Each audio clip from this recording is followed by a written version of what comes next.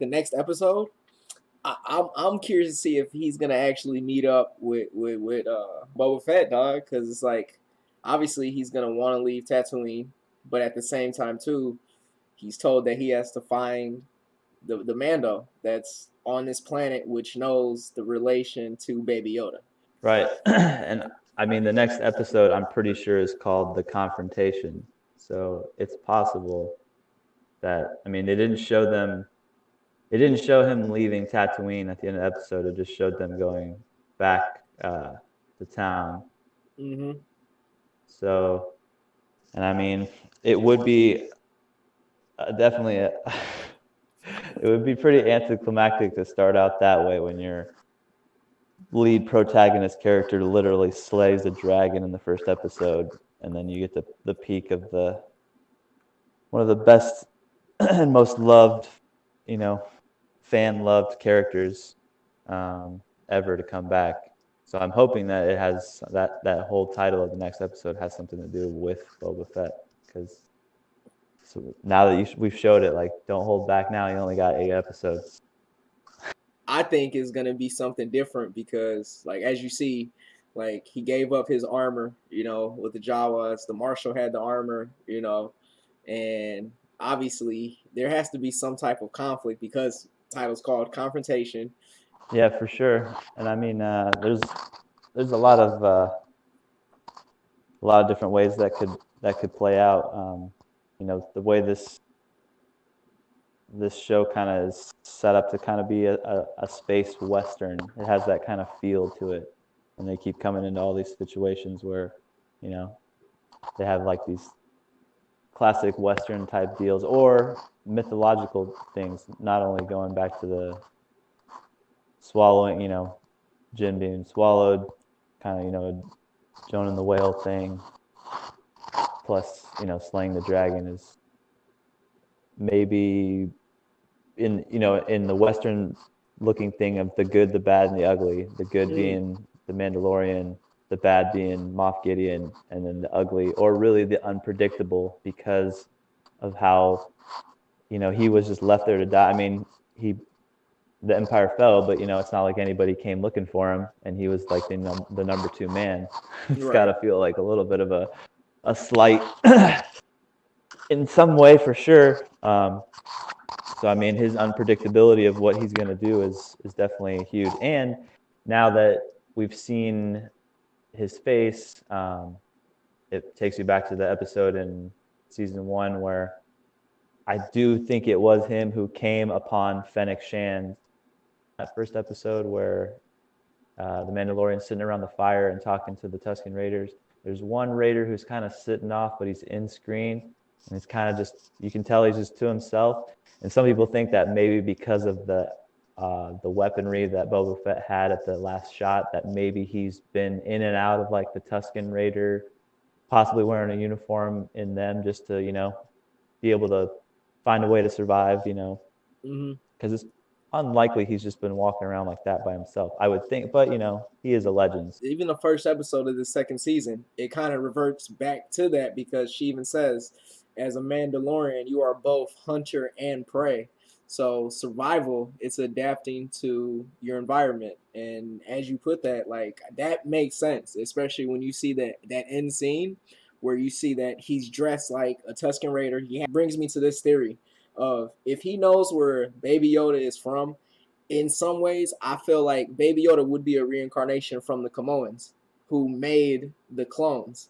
And if that's the case, theory of Baby Yoda is a clone of Yoda. So what if this Baby Yoda is just like Boba Fett, the unaltered genes and able to create and think for himself and live in this world, except for, Baby Yoda obviously has Jedi abilities.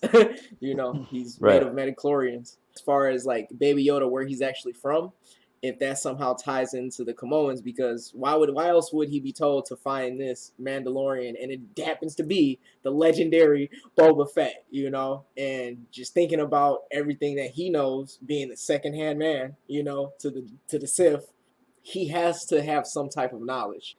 like you said, like it's got to be a slight. It has to be something he has to know, in relation to Baby Yoda and his people. Especially when you say about the scene with the Tusken Raider that was kind of in the back. He's like observing, to see what is really going on. Why is this Mando with this little baby, little green Baby Yoda? Yeah, yeah. So I mean, and just with the age of how old Baby Yoda is at this point, 50 or whatever. Mm-hmm. If anybody knew about his existence, even 15 years before, which would have been near the start of the first Star Wars movie, or before the first Mm-hmm. Star Wars movie, like that knowledge would have been spread amongst the rank, especially the high ranks of like Boba Fett would definitely have knowledge, and Vader and things like that. So it is interesting how it's going to play out with Baby Yoda as to who, you know, something about where he came from, and then also like how has it not been exposed that he's been around for this long, or why was it kept a secret and stuff, things like that. 50 years is, I mean, it's nothing in his timeline or Yoda's age, but for the galaxy and the Mm-hmm. things that have been going on in those 50 years, it's definitely. Yeah, and then even with Baby Yoda, he seems like he's never been in the wild. He's never seen like everything that Mando is exposing him to. It seems like everything is brand new. Like he had him on that speeder bike, and it was like he was like the first time riding on a motorcycle type of feel. He's like, this is Oh fun. yeah. It's like he never experienced anything outside of it. So it kind of makes me think like if he is that test tube baby of Yoda, through the Samoans, and he lived on their planet, which the stormtroopers were called home, in the Clone Wars series, and they were protecting it. Like that could be the same thing as where Baby Yoda's from, which relates to Boba Fett, and then also too, if that's not the case, then it has to connect with wherever Ezra teleported to with with Thrawn, and Yeah, that I that forgot that about Thrawn too. Yeah. exactly, and that's another thing because when Ezra teleported, Thrawn was that character who liked the history and known cultures of everything that he was conquering. He learned, educated himself. So I'm curious to see how those three characters, well, Boba Fett, Thrawn, and Ezra, because that's kind of like the thing that has to tie in because Ahsoka is supposed to appear in this series of this season too. Right, and Dave Filoni is supposed to write, I think, the fifth episode, or wrote the fifth episode, and that's where everybody thinks that she'll pop in. I mean, that kind of makes sense for how long. I mean, I don't expect her to have a huge role this Mm-hmm. season. And the actors and the people in the shows have been talking about how it's really. I feel like this season's still, as much as we're gonna get, it's gonna be a setup for seasons 3 and 4. Like, there's still gonna be. They kind of have to. They don't really have to introduce characters, like give them backstories and stuff like that, but they'll have to give some sort of explanation for people who only are like who just watch the movies and they're like, oh, the Mandalorian, and then that they're not going to go watch the Clone Wars animated series or Rebels or read Exactly. into the books or stuff like that. Um, and I'm interested in the trailer where they showed in that black hooded and black draped robe, and a lot of people are talking about how that might be Sabine, which Hmm. I mean, That I that mean, is interesting. again, yeah, the time, because they haven't said who she is, I don't think, but I haven't seen anything about her specifically yet, and that would be a great one, for her to show up, and plus we already know we're getting Ahsoka, and there's really, I mean, there's a lot of mystery around how Moff Gideon has the dark saber. Like that's got to be for anyone who's watched the animated show, that's got to be a huge question every time, we don't get answers for that. Right. Yeah, because that's kind of how they left season one. They gave you that little nugget. That's why I'm not sure if we're going to get all of the characters necessarily that we're going to see will actually be in this timeline. It might be one or two that we get in like a flashback, because they're going to have to, I feel like they're going to have to explain something with the dark saber, just Mm-hmm. again for people who don't. I was talking to a huge Star Wars fan the other day who's but it doesn't watch the shows. And so when that happened in season one, and then we watched, or he had watched episode 1 and we talked about it. And I asked him about the dark saber. He's like, I don't even know what that is. And I'm like, oh my goodness, like Right. Yeah. it's like I don't even know where to start. It's basically whoever rules Mandalore, I guess. But Mm-hmm. No, you're right. It sometimes the is. bad guy has it. Like sometimes it's politically involved, but yeah, it's hard to explain. So I'm wondering how they're going to do that with the show. You know, with hour-long episodes are great, and 8 episodes. I'd love to see them stretch it to 10 for like season 3 and 4 if they could, but I'm not going to be greedy. No, you're right, and I think the Star Wars franchise is smart in knowing how to break up the story. I agree 100%. Like I think this season 2 is one of those preludes to the next season, which pretty much gets into the meat and potatoes. Where I don't think we're gonna find where Baby Yoda's from in this season at all.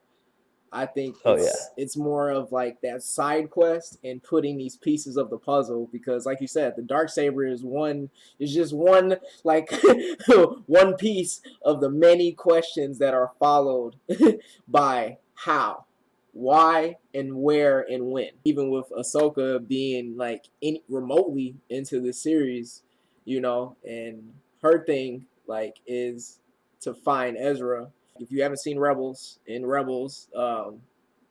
Ezra is a Jedi and he teleports himself by using the Force to save his planet, Lothor.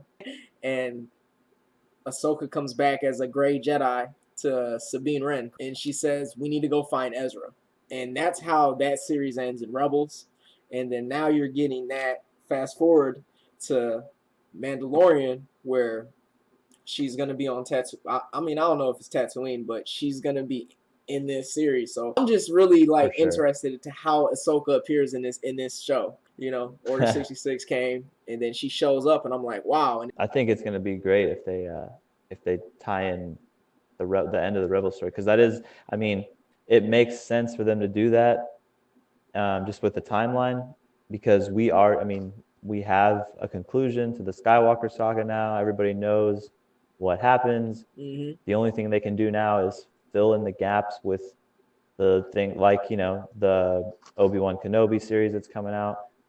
But they clearly are not going to pursue any more animated stuff with the Rebels and Clone Wars timeline because I mean, why they got a great amount of content out of that. I mean, Mm-hmm. Rebels was short-lived, but didn't need to be because I mean, maybe they just knew Jon Favreau and Dave Filoni were going to get together on this, and it's been great. I hope they freaking do all of what you just said there as far as like talk about it and go after it in this season and the next few with finding Ezra, finding out why or what happened to Sabine with the dark saber, and I'm interested. I mean, Moff Gideon seems like he's going to be a worthy adversary, but I'm wondering if they'll try and introduce some sort of either not well known Sith or somebody we just forgotten about that could have survived, or they could write in as another one of Palpatine's clone things, or Yeah. anything that's possible in that timeline, but only to balance the fact that like Ahsoka, when we see her, I'm assuming she's going to be in pretty good condition and obviously still powerful as fuck. Like so, Yeah. like, she can't just go in there and wreck everyone. I would think. I mean, she could for sure, but I would think they might introduce one more, Sith trained or somebody, or maybe we'll find out Moff is a low key has some powers or something. I don't know. Being trained to the dark side. That would make sense though. No way Bo-Katan is gonna just give this saber up and be a traitor to her people, and Right. so Moff Gideon has to have some type of real power to have that, and then introducing Ahsoka, like I don't see how they can do that and not have any type of lightsaber battle. There is a scene in the previews for season 2 where they show what we think is Ilum, the planet where the Kyber crystals are harvested by the Jedi Uh, for their lightsabers. So it shows the Mandalorian carrying Baby Yoda in this very snowy place, and that could be. I would think it's after. he meets Ahsoka because it would make sense that she would probably tell him to go there. But like his story goes, he's gonna go off on his own. I can't imagine she'll be. I can't imagine they'll give him that much of a protection when he's just going around. Maybe she shows up and saves him or something, which is what I think will probably happen when they introduce her. She'll, like an old Western movie, the Right. really good, the fantastically overpowered guy shows up right at the last second and saves everybody. And Yeah.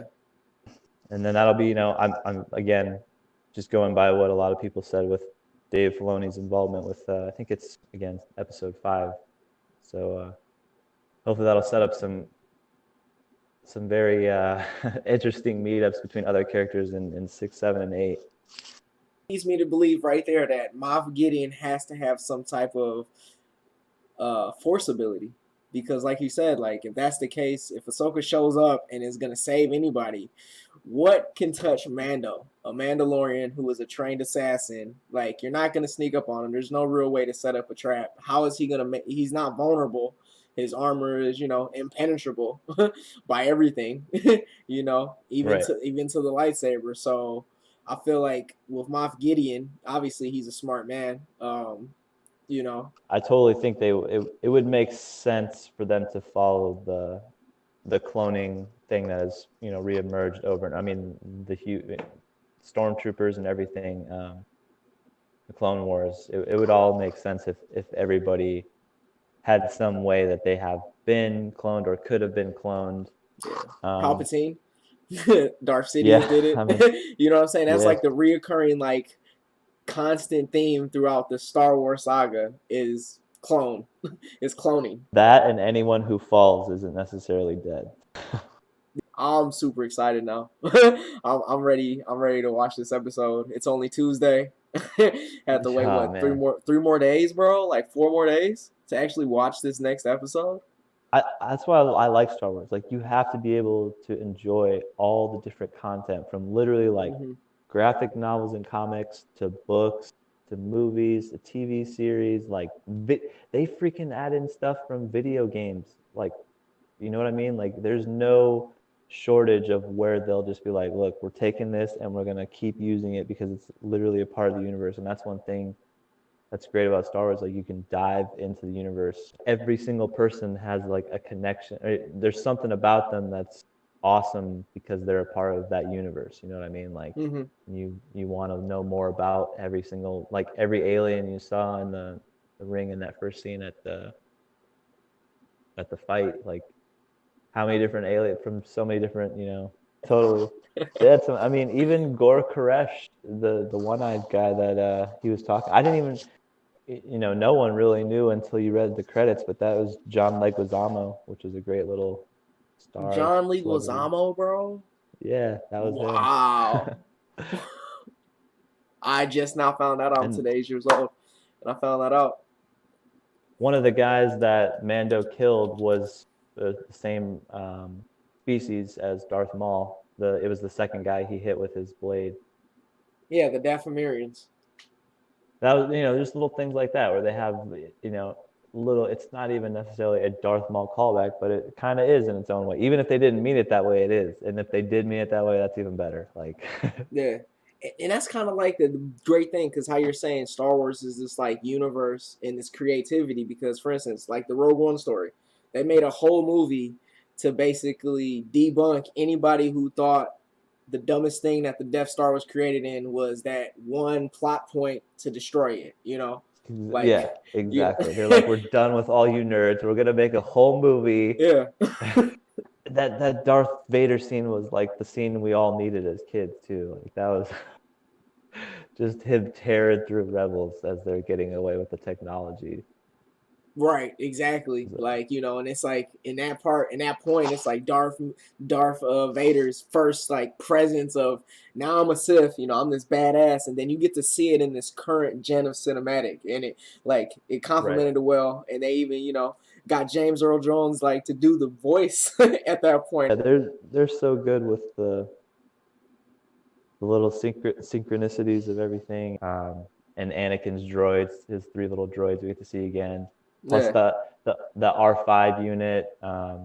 that I want had to the say little that was burn the mark. unit that Luke was about to buy before R2D2, Yes, and the Jaw wasn't trying to exactly. sell it. I was just like, and it was funny because she even like points it at like you can't find anything, like everything is broke here, you know. Right, right, yeah. And it's got the little burn mark from when it kind of half blew up Hmm. in Star Wars. And oh, and freaking Cobb, we talked about this a little bit in the chat. Cobb Vanth, his speeder being made out of Anakin's pod racer, like that blew my freaking mind when I was looking at that. I was like, Yeah, that holy, one like engine. I didn't even, yeah, and I didn't even notice it. One of my friends noticed it right away. I had to, But that whole Western saga though that you kind of said, it makes sense because that scene when Mando meets the Marshal and they had this standoff and you kind of see him, he's reaching for his pistol and it looks like it's a Western style thing right before the dragon comes through and they exactly, got that stare yeah. down and he's like reaching for his pistol. Yeah, he was like he was kind of taken back by Mando's like, listen, I don't care what else happens. I don't care if I die right here and this baby Yoda has got to raise himself. I'm getting that armor off you right here. Yeah, right now. So could Bo Katan be the blacksmith that was making all the armor for the Mandalorians? Um, I I mean she could, but I mean they could just be like, oh, we recasted her because it's Katie Sackhoff now, and it Mm. wasn't last season. So I mean they could, yeah, they totally could, but I for some reason I doubt. I think that was just another one of just the literally just a lone survivor who just happened to be, right place, right time for him. Um, but I mean, it like I said, it very well could be like they could definitely reference that back and be like, oh, well, now that we found a character who we believe in being Bo-Katan, plus she was the voice in uh, in the Clone Wars animated, so I mean that would make sense that Bo-Katan would be the person doing it, and just in a way where she can get it done somehow. Like yeah, I was talking to somebody the other day about how many different characters they could just reference in this time Hmm. period. Anyone who survived Return of the Jedi and lived for 5 more years could be referenced at least in this time period, which is so cool because there's so many different things that Star Wars is willing to do, so you're always kind of on your toes about what they will do. Like you said, they made a whole movie just to be like, look, we understand he shot a missile in the one little hole, but here's why.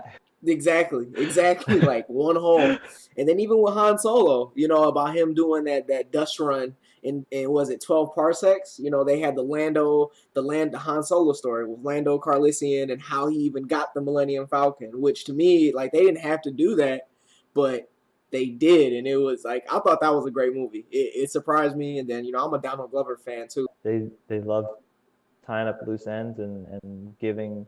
It's good fan service. Like Yeah, it's it's quality fan service. man. That'd be pretty amazing if Did you ever Chewbacca play? somehow comes into this. Oh, I mean, that would be awesome. Chewie and 3PO and R2, anybody. Like we're seeing just, we're like you kind of hinted at earlier, like side stories, side missions right now to put all the pieces together. Meanwhile, like after after Return of the Jedi, everyone did try and put the universe back together, after the Empire and everything. So there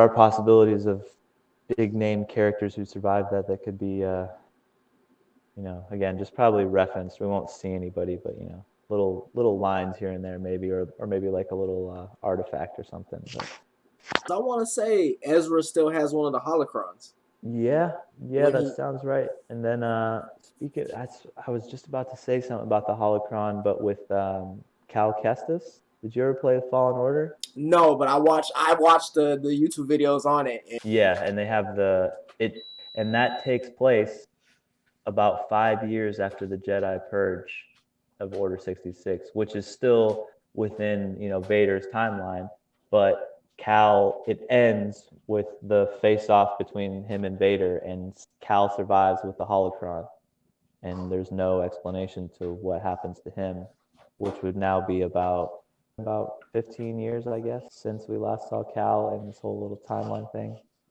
So I mean, there's another character along like what you said with Ezra. So many different things they could bring in or mention I hope, like, every time you say Ezra, I hope they do something with that. Part of me feels like they're not going to, but I do want them to so badly. Like, the fact that they're going with Ahsoka and that there's been rumors of Sabine and that they Yeah. have Bo, like, it feels like they're going in that direction. When you get John Favreau and then Dave Filoni teaming up, it's like it's hard to go wrong.